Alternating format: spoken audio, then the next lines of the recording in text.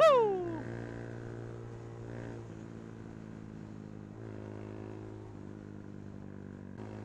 Yeah.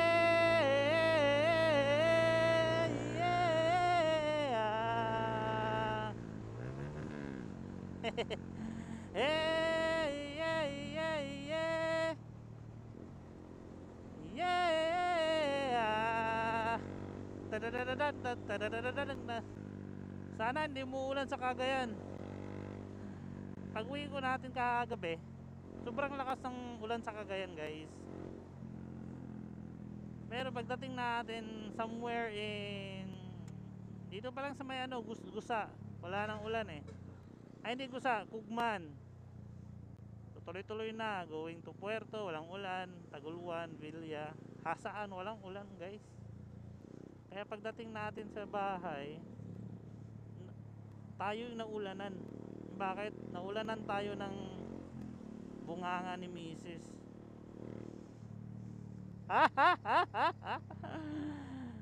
Ibang ulan yung naabutan natin sa bahay. Bakit ang tagal mo eh? Diba ganun? Ba't ang tagal mo eh? Hindi ka ba naiisip? Ganong term eh. O sabi ko, tumingin ka sa Facebook. Ang lakas-lakas ng ulan doon. Bumabaha na ka doon sa Cagayan. Wala akong pakialam. Basta walang ulan dito. Patay tayo dyan. Ganon. Wala akong pakialam. Basta walang ulan dito sa atin. Tagal mo eh. Ano silbi ng kapote mo? Tangin na yan. Yan guys. Anong silbi ng kapote mo? Ang kapal-kapal ng kapote mo. Malaman ng kapote mo, hindi mo sinuot. Ano yung display?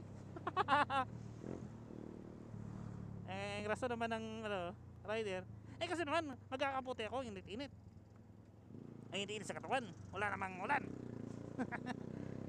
Hindi guys, umuulan talaga ng malakas.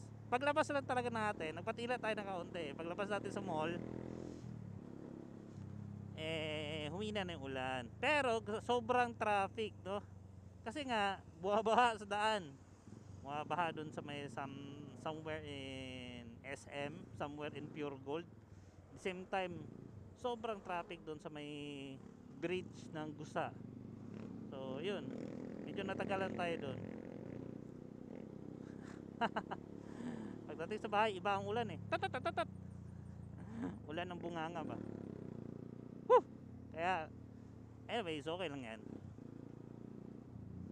Magtaka na kayo kapag uwi nyo walang bunganga, walang imik, di ka pinapansin, magtaka ka na dun. Again, anyways, ride safe so everyone.